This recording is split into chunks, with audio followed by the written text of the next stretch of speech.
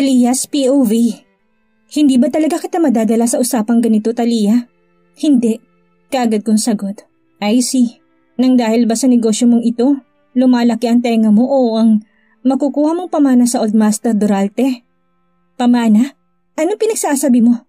Sa akong nais man akong pamanahan ng iyong mabuting ama, wala ka na dong pakialam, hindi ba Vladimir Duralte?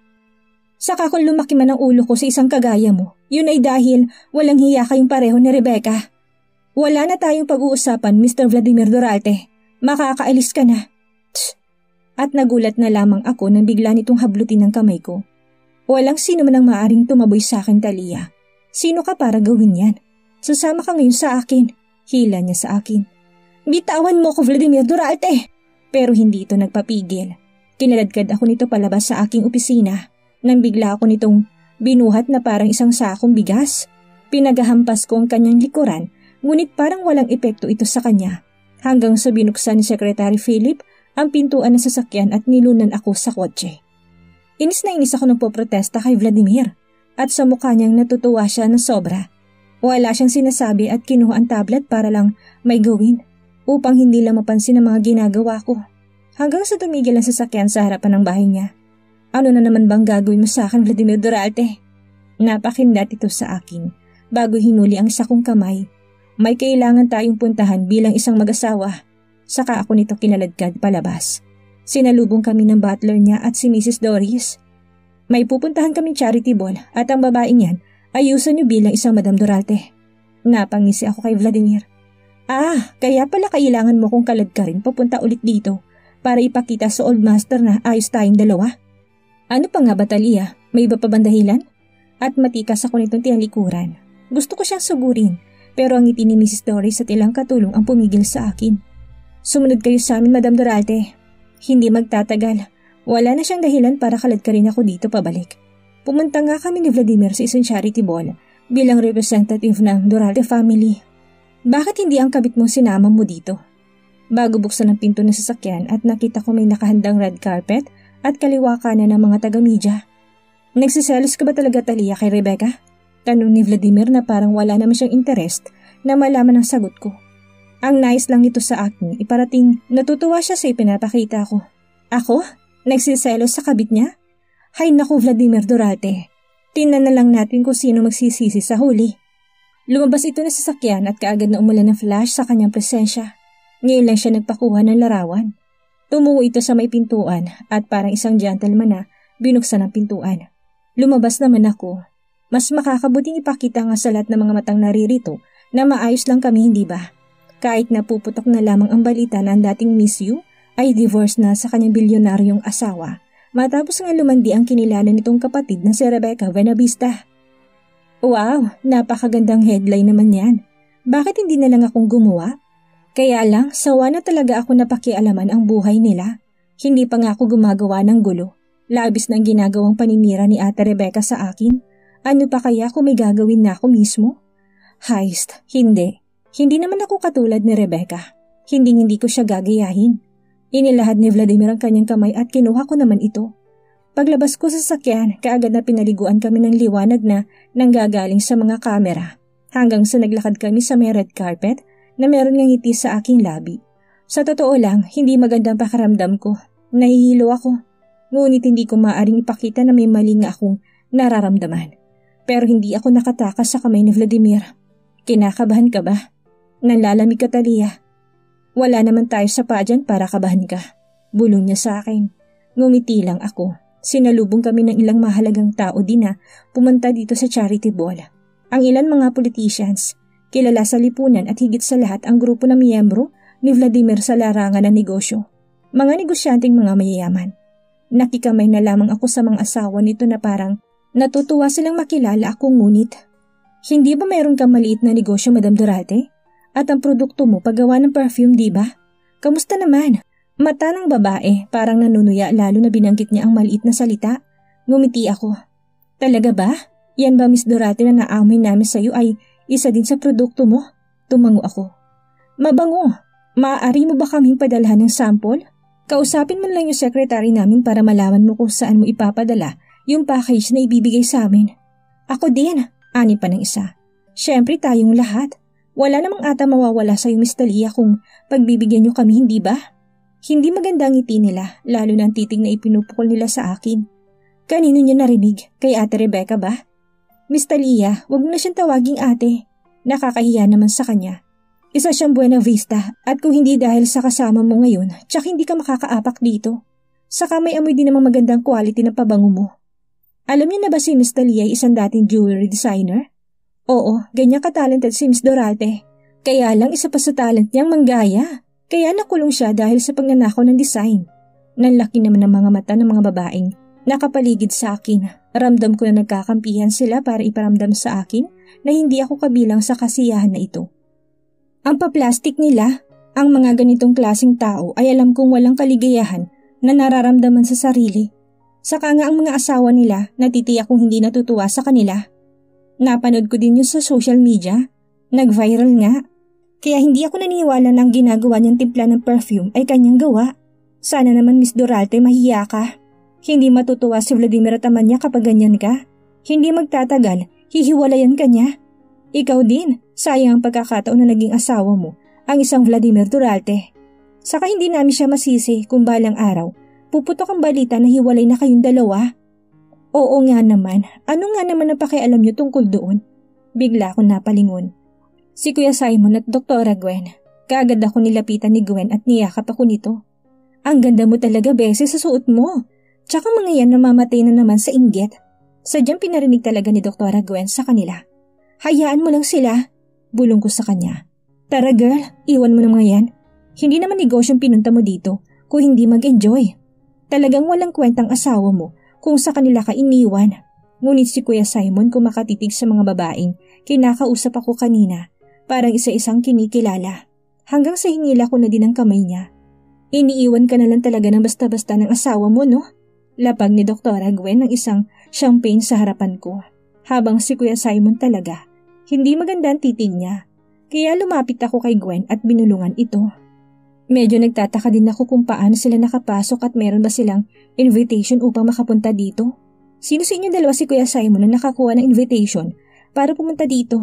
Direct akong tanong. Ay, ano ka ba? Nagtataka nga ako nang hinila ko ng kapatid mo dito. Siya, meron siyang invitation. At paglingon ko kay Kuya Simon, narinig niya sinabi ni Gwen kaya nakatitig siya sa akin. Napangisi ito.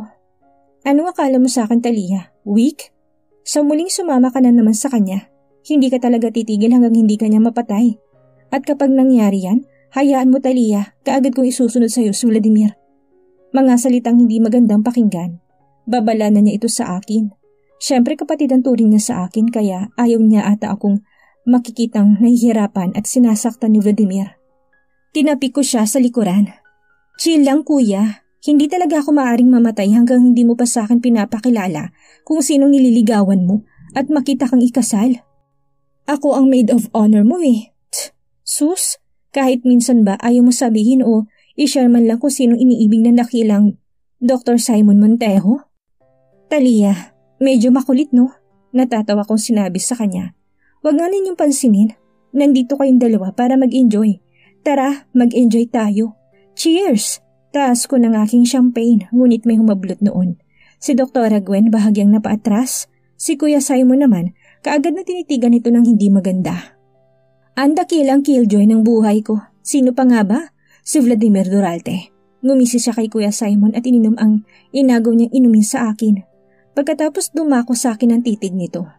Hindi ka pumunta dito para mag-enjoy, Talia. Saka hinablot ng kamay ko at muli na naman sana akong kakalad ka rin nang biglang hinawakan din ni Kuya Simon ang kamay ko. Maraming matang nakakuha ng atensyon sa nangyayari. Pinag-aagawan ako ng dalawa. Bitawan mo Dr. Simon Monteo, asawa ko. Tss! Bitawan mo Vladimir Dorate, ang sinasaktan mong kapatid ko. Baling din ni Kuya Simon. Titig nila sa isa't isa para bang magsisimula na ng World War III. Kapatid? Saan banda? Dahil ampun lang si Talia ng pamilya mo, kaya naging komplikado ang special mong pakiramdam para sa asawa ko. Hindi maganda na kalabanin mo ako, Dr. Simon. Kaya habang kinikilala nga kitang kapatid ng asawa ko, bitawan mo na siya. Kailan mo ibibigay sa kanyang divorce na matagal nyo nang hinahangad ni Rebecca Buenavista? Yun lang ang panahon at huling pagkakataon na sasama sa'yo si Talia. At sa mga sinasabi nila, naging curious ang mga tao sa paligid namin. Isa itong malaking hidwaan at ibig sabihin isang malaking iskandalo na puputaktihin ng mga taga-media. Nang hilahin ako ni Vladimir, saka hinila naman ako ni Kuya Simon. Bitawan niyo ako! Pero hindi sila nagpatinag sa isa't isa hanggang sa parang magsusuka ako. Kaya naman ako nang humila sa aking kamay sa kanilang dalawa hanggang sa tumakbo ako sa isang waitress at nagtanong kung saan ang banyo. Kaagad ako nitong itinuro, nagmamadali ako. At pagdating ko sa loob, kaagad ko isinuka ang kailangang ilabas ng aking bibig.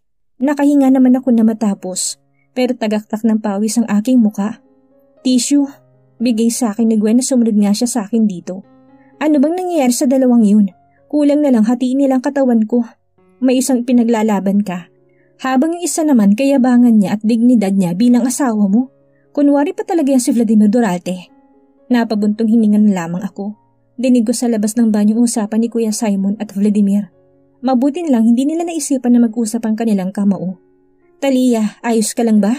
Napatango ako kay Gwen. Hindi ka ayos. Ano tong isinuka mo? Sa kakaagad kong binuksan ng gripo, nakalimutan ko ang tungkol doon. Nalaki ang mga mata niya nang ma-realize nitong, buntis ka? Kaagad kong tinakpan ang kanyang bibig. Buntis nga ba ako? Doktora si Gwen kaya kaganyang kinuha ang pulso ko sa kapinangkinggan ito. Magsasalita sana siya pero napailing siya. Talia, ipangako mo na hindi mo yan itutuloy ulit. Mamamatay ka na sa lagay mong yan. Kumpirmado, buntis nga ako at ang ama, si Vladimir. Napahawak ako sa aking tiyan, bahagyang napangiti ako kay Gwen.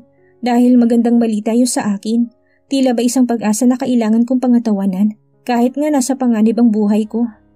Naku Talia, huwag. Hindi mo maaaring ipagpatuloy ang... Buntis ako, isa itong biyaya, kaya ipagpapatuloy ko ito Gwen. Sira ulo ka talaga Talia. Biglang nainis ang mga mata ni Gwen pero alam niyang wala siyang magagawa. Alam mo ang... At huwag na huwag mo sasabihin kay Kuya Simon, lalo na kay Vladimir ang aking kondisyon. Please Gwen. Bago pa man maipangako ni Gwen na itago ang kondisyon ko, ang siraulong dalawang nakapasok na sa banyo ng mga babae. Napatitig ako sa kanila. Akala mo naman parang ako yung mga buhay niyo para mag-away kayo tungkol sa akin. Sa sinabi ko, kaagad ako naglakad palabas. Bahala na si Gwen kung sasabihin niya ang kondisyon ko sa dalawang yun. Ngunit wag naman sana. Sinundan ako ni Vladimir na makalabas na ako. Hinarap ko siya. Sinanyasan na nito ang kanyang tauhan na ihanda ang sasakyan. Vladimir, nais ko munang mapag-isa. At yung kung may natitira ka pang respeto sa akin, hayaan mo ko mapag-isa. Nasa likuran kami ng gusali kung kaya't walang taga-media sa paligid. Talia, shh, hayaan mo ko na magtiwala sa'yo na meron pang natitira dyan sa'yo na pagrespeto sa akin. Fine, ihahatid kita sa kondo mo. Napatitig ako sa kanyang mga mata. Nakikita ko naman na pagbibigyan niya ako na mapag-isa. Napatango na lamang ako. Kaya nang dumating ang sasakyan niya, kaagad nitong binuksan ang pinto at pumasok ako. Siya mismo nagmaneho ng sasakyan at hindi pinabuntot ang convoy nito para nga hindi mapansin ng mga taga-media. Walang umiimik sa aming dalawa. Pero ako, sa totoo lang, binabalot ako ng kakaibang pakaramdam. Siguro dahil natutuwa akong muli akong nagdadalang tao, dahilan para labanan kong aking sakit at maayos na ipagpatuloy ang buhay. At nabubuo sa aking isipan na takasan ng magulong mundong iniikutan ko ngayon. Wala akong plano na ipaalam kahit kanino ang kondisyon ko. Mas mabuting si Gwen na lamang ang nakakaalam, hindi ba? Pagdating sa gusali kung nasaan ang kondo ko, susundan pa sana ako ni Vladimir. Hinarap ko siya, ngumiti. Maraming salamat Vladimir, pero hanggang dito ka na lang. Talia, angal niya. Ikaw din. Hindi ka ba natatakot kung anong isipin ni Rebecca? Baka may parating na namang gulo kapag pinagpatuloy mo ito. Mas mabuting kumalma na muna tayong lahat. Manahimik hanggang sa humilom ang mga sugat sa ating puso. Kung sa tingin mo wala kang sugat na natamo, respetuhin mo na lang kami ni Rebecca. Hindi maaaring mamangka ka sa dalawang ilog. Mag-ingat ka Mr. Vladimir Durarte sa pag-uwi mo. At yumuko ako sa kanya bago nga ito tinalikuran. Hindi nga ako nito sinundan at sa loob ng elevator, napahawak na lamang ako sa aking tiyan. Buntis ako. Pagdating ko sa aking kondo, kaagad kong binilang ang kalendaryo para malaman kung kailan ang due date ko. Mahaba-haba pang oras ko para takasan ng mundong ito. Paghahandaan ko ng maigi, baby. Alam ko din na tutulungan tayo na nasa taas kung paano malalampasan ang kinakaharap na pagsubok ni Mama. Pinagtimpla ko ng gatas ang aking sarili. Saka binuksan ng terrace at doon nga tahimik na nangarap na magkaroon ng mapayapang mga araw na darating. Nakakatuwa lang dahil sa masinsinan na pag-uusap lang pala talaga, makukuha kong respeto ni Vladimir. Sa bagay, ganun naman talaga siya noon. Tahimik at makakausap mo lang siya ng maayos kapag masinsinan at simple lang na salita ang lumalabas sa bibig. No more harsh arguments. Maya-maya lang tinawagan ko si Gwen. Hindi naman daw niya sinabi kay Kuya Simon pero nag-aalala talaga siya sa kalagayan ko. Ano ka ba, Gwen? Kilala mo ko, hindi ako basta-basta nalang sumusuko.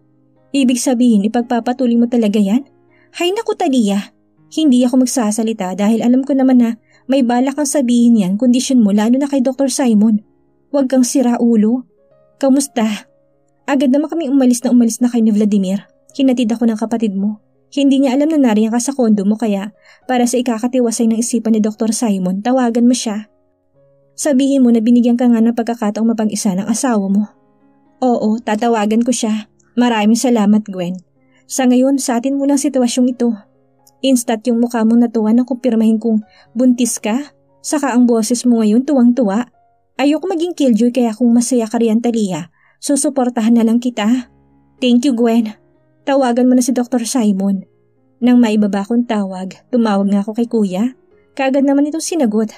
May ginawa na naman bang masama sa'yo si Vladimir? Nag-aalalang tono ng boses niya. Chill lang, Kuya. Ayos lang ako. Saka alam mo ba kung nasaan ako ngayon? Nasa kondo ko. Kaya huwag kang mag-alala sa akin. Nariyan ang hinayupak? Wala. Shh. Huwag kang ganyan, Kuya. Hindi ka naman ganyan. Tss. Sa nag-aalala lang ako ng husto sa'yo, Talia. Hindi ako kinaladkad ni Vladimir pabalik sa bahay niya. At higit sa lahat, pinagbigyan niya yung hiling ko na hayaan niya ako mapag-isa. Mabuti naman. Kaya wala ka nang dapat ipag-alala, Kuya. Nadadala naman pala sa maayos na usapan si Vladimir. Huwag ka masyadong kampante sa kanya, Talia. Ikaw din, Kuya Simon.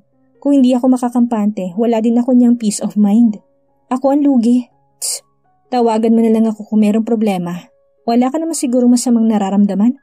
Dinig na dinig ko sa boses mong maayos ang kalagayan. Sino nga bang hindi matutuwa? Buntis ulit ako, Kuya Simon. Thank you, Kuya. Pahinga ka na. Huwag mo nang iniisip masyado ang mayabang kong asawa.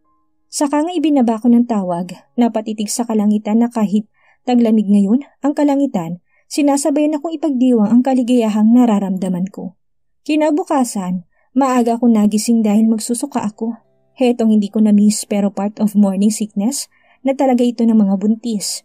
Pagkatapos ko magsuka, sa tingin ko kailangan ko pumunta sa isang ospital kung saan hindi malalaman na magiging OB ko na meron akong tumor.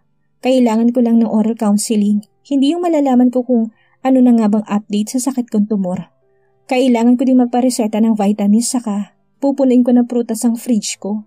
Happy living sa atin, baby. Tinawagan ko muna si Marla na medyo malilate ako ng dating. Pagkatapos, naghanap na ako ng may susuot.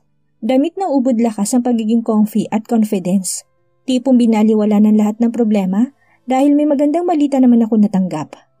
Ako buntis, wala na atang masihigit pa itong kaligayahan kong nararamdaman.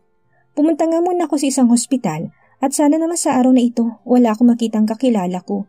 Kahit ngayong araw lang, saka kung makakita man ako, dapat ako yung maunang makita sila para maiwasan ko. Nakakuha naman ako ng magiging OB ko. Gumamit na nga lang ako ng fake identity, lalo na't hindi naman required ng ID. Mas mabuti na yun. Fill up lang ng form at medyo yung binibigyan ko ng form, pabalik kinikilala ko't narinig ko na lang. Baka kamukha lang niya. Nang makaharap ko ang aking OB, gumiti ako sa kanya, ngunit buti na lang talaga parang hindi ako nito nakikilala. Kinumpirma niya na buntis ako at binigyan ako ng ilang tips sa pagbubuntis. Saka pagkatapos yung vitamins na kailangan kong bilhin. Yan baby, magiging malusog na tayo pareho ha? Lalaban tayong dalawa. Next month ang next appointment nyo. Ingat parati kayo ni baby ha? Sure po doktora. Nang palabas na ako, may biglang dumaan na para bang nagmamadaling dalawang nurse na kamuntik na nga akong mabundol kung hindi na lang ako ang umiwas. Pero bigla akong napahinto dahil sa narinig kong pangalan. Yung operating room, sigurado ka bang naayos ng lahat? Mamaya lang ang inspection noon para sa parating na operasyon ni Madam Rosa Benavista. VIP unit, hindi dapat tayo magkamali. Baka mawalan tayo ng trabaho. Mayroon pa nga pong problema ma'am Naubos na sa blood bank yung dugong kailangan ni Madam Benavista sa kanyang operasyon. Heist, yung kamag-anak niya, Na-inform na ba? Na-inform na namin si Doktora Rebecca at since anak siya nito at maganda naman ang pangangatawan ni Doktora sa nakikita ko sa kanya, siguradong sapat lang na donor si Doktora para sa kanyang ina. Hanggang sa hindi ko na narinig ang usapan nila. Ibig sabihin kailangang operahan ni Madam Buenavista. Ano bang sakit niya? Saka hanggang ngayon talaga, baby, kahit nga nalaman kong nanay siya ni Auntie Rebecca mo, feeling ko at ang pakaramdam ko dito, napakagaan, ewan ko ba? Sana maging maayos ng operasyon nila kay Madam Buenavista. Papunta ako sa pharmacy para kunin ng mga vitamins na nirekomenda sa akin ng marinig kong. Ang sumisigaw ba ay walang iba kung hindi si Ate Rebecca? Mga walang kwenta talaga kayo. Nanay kong ooperahan. Bakit hindi niyo ni-reserve yung natitirang dugo para sa kanya? Sinabi ko na ito sa inyo matagal na. At hindi nga ako nagkakamali. Si Ate Rebecca nga. Nung nakaraan na 2 linggo, yung anak kong kailangan ng dugong yun. Pero naubusan kayo. Tapos ngayon naman, pinagkakaitan niyo bang nanay ko? Kung sugo kayo ni Kuya Simon, humanda kayo sa akin. Sinasadya niyo ata akong pag-initan na makuna ng dugo. Yan ang tunay na kulay ni Ate Rebecca. Teka, nakita na ba ni Vladimir ito? Ang pinakamamahal niyang babae ay isang war freak. Ikaw din, Vladimir, ang pagsisisi sa huli ata palagi. Kaya saka na lang tayo magsisihan. Doktora Buenavista, hindi po talaga kayo maaaring mag-donate? Punyeta, sinabi ko na hindi pwede. Talaga namang wala kayong mga silbi. Masyado ba kayong bobo? Paano kayo naging licensed nurses kung napakatanga nyo naman? Bigla sumulpot si Doktora Carlota. Kaya umiwas ako nang makita nila. Kumubli ako sa stante ng mga magazine at kumuha ng isa doon. Kunyari nagbabasa, ngunit ang isip at tenga ko sa kanila nakalatag. Heist, baby, bawal maging chismosa ha? Sadyang curious lang si Mami. Dapat may gawin si Auntie Rebecca para sa kanyang ina.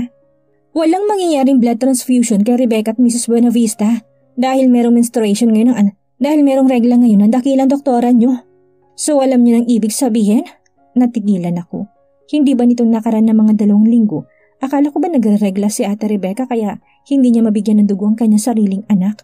Wow, 2 linggo nang nakaraan pero nare-regla pa rin si Ate Rebecca? Ano ito? Irregular ba siya? Baka nga. Pero sa pinapakita ni Rebecca at Doktora Carlota, parang may kampihan na nangyayari. Hindi nare-regla si Rebecca. Ayaw lang talaga ata nitong bigyan ng dugo ang kanyang ina? Nakapagtataka. Talaga bang anak siya ni Mrs. Buenavista? Yung isa ay sarili niyang anak at ngayon ang kanyang tunay na ina ang nangangailangan ng dugo nito. Ngunit ang tigas pa rin ang ulo ni Ate Rebecca. Parang ayaw niyang iligtas pareho. Heist, humanda kayo. Sisiguraduhin ko na mawawalan kayo ng trabaho kapag may nangyaring masama sa mami ko. Humanap kayo ng dugong ganyan. Tawagan yung mga nagdo-donate para lang makakuha pa ng dugo sa kanila. Kahit magkano kaya kong bayaran. Gawin niyo ng maayos ang trabaho niyo. Pagbabanta ni Ate Rebecca sa mga nurse na ngayon, nakayuko nga sa harapan nila. Nang umalis si Doktora Carlota at Ate Rebecca, ewan ko ba, wala akong alinlangan na lumapit sa kanila. Teka, ikaw yung nag-donate noon, hindi ba? Napatango ako. At maaari niyo po ba akong kunan in case nga na kailangan pa ng dugo para kay Mrs. Buenavista? Ang itsura nila para bang nakakita ng anghel matapos mura-murahin at tapak-apakan ng pagkatao ng 2 doktorang yun. Nakita ko din sa mukha nila na nagkaroon sila ng pag-asa. Kinunan nila ako, masakit pero kinaya. Hindi ko sinabi kung anong sitwasyon ko, pero ewan ko ba para sa babaeng minsan nang nagpakita sa akin ng kabutihan. Heto lang ata ang maisusuklay ko sa kanya. Nakunan nila ako. Medyo nahilo ako pero kinausap ko ang aking baby. Kalma lang tayong 2, baby. Kaya natin to. Alam naman natin na may tutulong tayo, hindi ba? Naghintay ako ng resulta sa operasyon ni Mrs. Buenavista. Hindi ko rin maunawaan kung bakit masyado akong nag-aalala para dito, para bang close kami sa isa't isa. Yun ba yung sapat na dahilan ko? Feeling lang at parang lang. May kung ano nga sa akin na parang gusto ko siyang makita at lapitan ng personal. Ngunit sino naman ako para gawin yun? Alam yung pinapahamak kong kanyang anak na si Rebecca. Nang makita ko si Rebecca at Doktora Carlota na tumatakbo papunta sa aking direksyon, sa akala kong haharapin nila ako, nagkamali pala ako nang lumampas sila sa akin at sinalubong isang matangkad, matikas na lalakit nasa middle age na ito. Kasamang kanyang mga tauhan na tila ba kung walang mga security niya ay manganganib ang kanyang buhay. Sa bagay isang magaling na politikong lalaking ito. Daddy, buti naman po't nandito na kayo. Salubong ni Ate Rebecca dito at mismo sa harapan ko napayakap ito. Ngunit hindi naman nila ako makikita. Nakaupo lang ako sa isang bench na tila ba isang stranghera sa tabi-tabi at pinapanood ang dramang pinapakita ni Ate Rebecca. Medyo may kirot akong nararamdaman. Siguro yung katotohanan na Talaga bang matatagpuan ko pang aking tunay na pamilya? Kung si Lolo Ronaldo lang sanang lead kung nasaan sila? Kamusta na kayang ginagawang investigation ni Kuya Simon? Dahil sa mga nangyari, hindi ko na namalayan ang takbo ng panahon. Kailangan ko silang hanapin para na din may pamilyang malalapitan ng baby ko. Muli ako napahawak sa aking tiyan. Nangihina ako pero hindi ko naman iniinda. Alam ko sa sarili ko at masaya ako na may naibigay akong dugo para kay Madam Buenavista. Kamustang kalagayan ng mami mo? Pasensya ka na kung hindi ako nakapunta dito kaagad. Kinausap ko na din ng mami at kung kailangan na sumailalim sa operasyon, gawin na niya since nasa paligid ka lang niya, Rebecca. Nag-aalala ang mukha nito para sa kanyang asawa, ngunit kampante siya dahil nga si Ate Rebecca ay isang doktor. Pero malungkot ang mukhang ipinapakita ni Ate Rebecca dito. Hanggang sa bigla itong umiyak at isinandal ang mukha sa dibdib ni Mr. Gardo Buenavista. Sorry Dad, alam kong mataas ang expectation niyo sa akin ngunit walang nagagawang mga doktor pagdating sa pakikibaka kay kamatayan. He? Ano pinagsasabi ni Ate Rebecca? Tipong nasa critical na kondisyon si Madam Buenavista? Hindi naman masala na operahan ng sakit na appendicitis, hindi ba? Bakit ang OA ni Ate Rebecca? Hindi ko na alam kung anong meron. Mga doktor ni Mami ang nagsasagawa ng operasyon niya at sa tingin ko, may aksidenteng nangyayari. Malubhan dumurugo si Mami. Sigurado ka bang? Hindi na alam ni Mr. Buenavista ang kanyang sasabihin kaya naman, pupuntahan kong Mami mo. Daddy! Pero hindi ito napigilan ni Rebecca. Ngunit na mawala na ito at sumunod ng mga tauhan dito. Si Ate Rebecca at Doktora Carlota napangisi sa isa't isa. Naiinis na ako, Ma'am. Sino ba kasing walang hiya nagdodonate na lang bigla ng dugong yun? Sinadya ko talaga na mawala ng ganong klaseng dugo ang blood bank. Ngunit ngayon, meron daw na last minute na nag-donate. Sira ulo ang taong yun. Dapat patay na si Thomas. Pero dahil sa kanya, ayan, baligtad ang nangyari. Sinumbong ako ni Thomas at ang taliya na yan, ang masaya ngayon na sinusuyo ni Vladimir. At ngayon dapat mawala na yung si Rosa para hindi na dumating yung puntong malaman nilang katotohanan. Gusto ko mawala ng mag-asawang yun. May makarinig sa'yo, Rebecca. Relax lang. Dahan-dahan lang muna tayo sa mga plano, Rebecca. Hindi pwedeng i-execute natin ang sabay-sabay. Nakita mo lang nangyari kay Thomas? Ang batang yun, wala siyang utang na loob. Patay na dapat siya matagal na. Parang gusto kong tumayo't harapin sila. Kung bakit lumalabas ang mga salitang yun sa bibig ni Ate Rebecca, wala ba siyang utang na loob sa kanyang magulang? Tao pa ba si Ate Rebecca? Pinag-iinitan niya ang sarili niyang mga magulang. Hindi na ako magtataka na sira ulo yan si Ate Rebecca dahil nagawa nga niya saktan ng sarili nitong anak. Ate Rebecca, bakit ka ganyan? Binibigyan ka ng Diyos ng ilang pagkakataon at magagandang bagay na mangyari sa buhay mo. Pero itong ginagawa mo, hindi talaga makatao. Aaminin ko na, hindi ata akong pangpang mo. Kaya nga wala akong nagagawa, hindi ba? Kapag pumasok ako sa gulong ginawa mo, tsak guguluhin mo lang ang mundo ko. Kahit paano may awa din ata ako sa aking sarili, lalo na't kailangan kong protektahan ang sarili ko dahil sa kalagayan ko ngayon. Napabuntong hininga na lamang ako. Ang inaalala ko talaga kung ano ba talagang kalagayan ni Mrs. Buenavista. Punta ako sa may kantin ng ospital dahil tanghali na at patuloy din na may pinapadalang mensahe sa akin si Marla. Nang makakuha na ako ng pagkain sa may counter, lumapit ako sa mesang malapit sa may bintana. Eto yung spot na hindi naman ata ako mapapansin.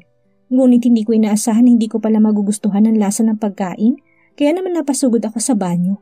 Napasuka, ang hirap, sobra. Paglabas ko sa cubicle at habang naguhugas ako ng aking kamay, may pumasok na 2 nurse na hindi ko na malayan sana kung hindi lang. Miss, ikaw nga. Yung nurse na biniliwan kanina ni Rebecca at Doktora Carlota sa dahilan ngang wala na stock ng ganung dugo. Habang si Rebecca naman talagang may gawa nun. Salamat sa binigay mong dugo kanina. Kung hindi talaga, lalo na sa nangyari hindi inaasahan ngayon sa operasyon, hindi sana papala rin si Mrs. Buenavista. Pero dahil sa dugo nyo, nailigtas nyo siya. Talaga bang ayaw niyong sabihin ang pangalan nyo? Nais kasing malaman ni Doktora Rebecca. Nais ka nga niya pasalamatan. Sayang naman ang opportunity, miss. Napangiti ako. Hehehe, kung hindi ko kilala si Ate Rebecca, tsaka binigay ko ng pangalan ko. Naiinis siya na sobra. Hindi pa sa salamat ang gagawin niya. Sapat na sa aking malaman kung maayos na ba si Mrs. Buenavista. Kamusta na siya? Tapos na ba yung operasyon? Narinig ko kasi kanina na may aksidente daw na nangyari habang inooperahan ito. Wala na kayong kailangang ipag-alala sa kanya, miss. Ayos ng kalagayan niya. Kung hindi lang talaga nagkomplikasyon kanina.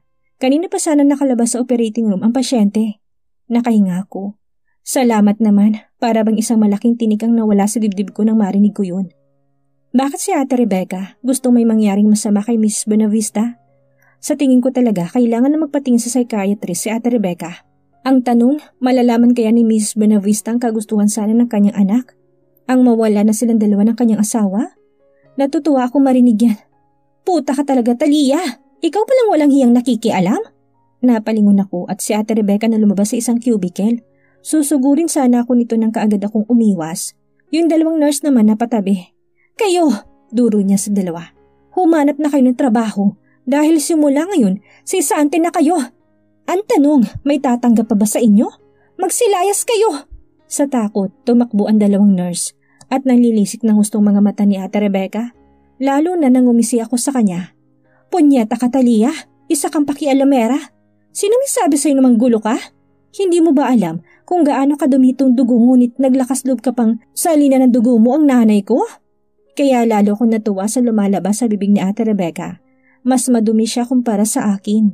Oo na, madumi ang dugo ko. Siya, budi niya napakadumi. Halimo ka ata, Ate Rebecca. Punyeta! Okay, sabihin na nating napakadumi ko. Ibig na sabihin yan, madumi ka rin. Huwag mong kalimutan na binigyan kita ng dugo para sa pesteng buhay mo. Dapat pala hindi na lang nila natagpuan ang isang kagaya ko. Para matagal nang wala sa mundong ito ang isang kagaya mong baliw, Rebecca. Ikaw! Kinaduro niya. Ngipin ito nagkikiskisan sa inis. Tila ba maiihina nga ito sa inis eh. Sige lang, Rebecca. Tingnan natin kung saan ka pupulutin. Ako? Oo, ako ang panalo, Ate Rebecca. Parang pakaramdam ko nga hindi ka totoong anak ni Mrs. Buenavista. Anong mahikang ginamit niyo ng iyong inang si Dr. Carlota? Huwag ka magsasalita ng ganyan, Talia. At ako sasampalin ako nito ngunit napigilan ko ang kanyang kamay. Parang ang sarap ng baliin eh. Rebecca, simula nang ikasal ako kay Vladimir, parang simula noon hindi ka na tao. May puso ka pa ba? Sa tao pa ba yan? Anong nangyari at anong dahilan mo para hindi mo bigyan ng dugo mo ang mga taong malalapit sa'yo? Ang isa'y ang sarili mong anak. Kita ko pa nga ang paawa effect mo sa harapan ni Vladimir na hindi ka kinuna ng dugo dahil nararegla ka. Ngayon naman ang iyong ina? Pareho pa rin ang dahilan mo. Irregular ka ba? Katulad ng ulo mong napaka-irregular kung mag-isip. Sariling anak sasaktan. Ngayon naman nais mamatay ang kanyang magulang. Ibang klase ka, Rebecca. Napabalibag ko ngang binitawan ng kanyang kamay. Paano mo nagagawang baliwalain ang kaligtasan nila para lang protektahan ang sarili mo? Hindi ka tao. Talia, gaga ka? Tao ako, ikaw ang hindi tao. Tao pa rin ako. Punyeta ka, Talia. Isa kang asong ulol na kahit ang sarili mong magulang ayaw sa'yo. Sabihin mo nga, kapag nalaman ng nanay ko na binigyan mo siya ng dugo, hindi ba mandidiri siya sa'yo? Sa sobrang diri niya, mas gugustuhin pa niyang mawala na lang. Ibig lang sabihin talaga, at may katotohanan talaga yung binitawan mo salita kay Carlota, na gusto mo pang panoorin na mamatay ang nanay mo kesa sumailalim sa blood transfusion. Wala kang kwenta, Rebecca. Sino ka para bigyan ng magulang na kagaya nila? At anak katulad ni Thomas? Kaya naitulak ko ng bahagya sa Rebecca pero hindi naman siya natumba. Kita ko nalalabanan niya ako ngunit hindi ko inaasahan na natigilan siya at nagpanggap na itinulak ko siya ng malakas upang bumagsak siya sa sahig. Rebecca! Sa sigaw na yun, may dumaan sa akin na ikinabunggo ng balikat ko dito. Ngunit nilapitan nito si Rebecca at tinulungan nga makatayo ito na may pag-aalala sa boses niya. Ayos ka lang ba, Rebecca? Ano nangyari? Siya! Turo sa akin ni Rebecca at nang umangat ang mukha ni Mr. Gardo Buenavista. Ngunit Daddy, huwag niyo po sisihin si Talia. Ayos lang po ako. Nasinubukan niyang tumayo pero bumagsak ulit sa sahig upang magpakita ng awa sa kanyang ama. Ayan, naglalaro na namang biniktima ko siya. Sa dami ng tao makakasalamuha ko ngayon at nagdasal naman ako kaninang umaga, hindi ba? Bakit pa si Ate Rebecca? Wala akong kalaban-laban sa galing niyang umarte. Ang titig na ipinukol ni Mr. Buenavista sa akin ay isang ama na handang ipagtanggol ang kanyang anak. Ngumisi ito ng maalalayan nga ng ilang tauhan niya si Rebecca ang makatayo. Ikaw pala si Talia, dating kapatid ng anak kong si Rebecca. Sa totoo lang, Iha, curious ako kung sino ba talagang tinatawag nilang Talia. At sa nakikita ko nga ngayon, hindi sila nagkakamali sa mga sinabi nila tungkol sa'yo. Saka nagbagong mukha nito, may galit. At kung may kapangyarihan ito na gunawin ako, na wala na ako kanina pa, isa ka talagang kasuklam-suklam na babae. Napakasama mo, Iha. Hindi mo lang paulit-ulit na pinag-initan ng anak ko. Malupit mo pang dinamay ang aking apo. Tapos sinasabi nila na si Rebecca ang nanakit kay Thomas? Ang galing mo, iha. At paulit-ulit ako nitong pinagmumura. Isa kang ampon sa pamilyang Montejo. Alam mo bang ibig sabihin ng batang nakuha lang sa bahay ampunan? Ang mga magulang nila hindi sila nais makapiling.